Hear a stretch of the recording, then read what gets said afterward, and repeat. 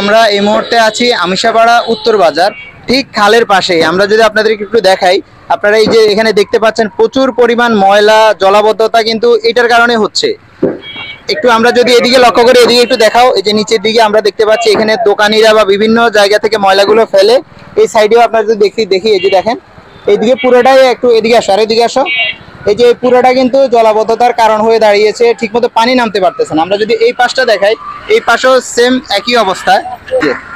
এই যে এই পাশটাও যদি আমরা দেখি, এই যে এখানেও আমাদের প্রচুর পরিমাণ ফেনা রয়েছে এবং কি ময়লার কারণে জলাবদ্ধতা রয়েছে, যার কারণে পানিগুলো ঠিকমতো নামতে পারতেছে না। আমাদের নোয়াখালীর বিভিন্ন অঞ্চলে আমরা দেখতে পাচ্ছি জলাবদ্ধতার কারণে অনেক জায়গায় পানি উঠে যায়, বন্যায় প্লাবিত হচ্ছে বারবার। 2024-এও আমাদের অনেক জায়গায় পানি উঠে গিয়েছে এবং কি 25 সালে এসেও আমরা দেখেছি যে অনেক জায়গায় পানি উঠে গিয়েছে। তো আমরা অবশেষে খালের নিচে চলে এসেছি, মানে নিচের যে বাই রোড, এখানে এসে আপনাদেরকে দেখানোর চেষ্টা করতেছি। এই জায়গাগুলো কিন্তু প্রচুর পরিমাণ ময়লা আবর্জনা রয়েছে, যার কারণে আমরা দেখতে পাচ্ছি এখানে জলাবদ্ধতা রয়েছে।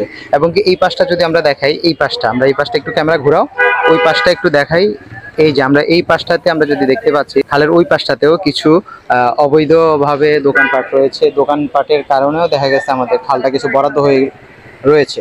তো আপনারা যারা আমিশাপাড়াবাসী আছেন অবশ্যই ভিডিওটা শেয়ার করে দিবেন এবং কি আমাদের ইউনুস স্যার পর্যন্ত পৌঁছিয়ে দিবেন, যেন প্রশাসনের লোকের দৃষ্টিতে পড়ে যে এই খালটা এভাবে পরিত্যক্ত না থেকে এখানে আমরা চাই খালে নতুন করে খালের প্রাণ ফিরে পাক এবং কি এই খাল দিয়েই নৌকা চলবে। যেমন করে আমাদের সোনাপুর থেকে শুরু করে মাইজদি শহর, ওই দিকে আমাদের যত খালের সাইড রয়েছে ওগুলো কিন্তু অলরেডি সংস্কার হয়ে গিয়েছে। তো আমরা চাচ্ছি যে এই খালটাও সুন্দরভাবে আপনারা সংস্কার করে যেভাবে জলাবদ্ধতা না হয় সেই ব্যবস্থাই করুন। আমরা অবশ্যই প্রশাসনের দৃষ্টি আকর্ষণ করছি এবং কি আমাদের আমিশাপাড়া ইউনুস স্যারের উদ্দেশ্যে আমরা বলতে চাই, আপনি আপনার মাধ্যমে অবশ্যই আমাদের এই যে আমিশাপাড়ার যে খালটা পুনর্ভাবে আবার খনন করে বা আমাদের এই যে জলাবদ্ধতা যে ময়লাগুলো আছে এগুলো পরিষ্কার করার মতো একটা ব্যবস্থা করে দিন, এটাই আমাদের কথা। তো ভালো থাকবেন, সুস্থ থাকবেন, আল্লাহ হাফেজ।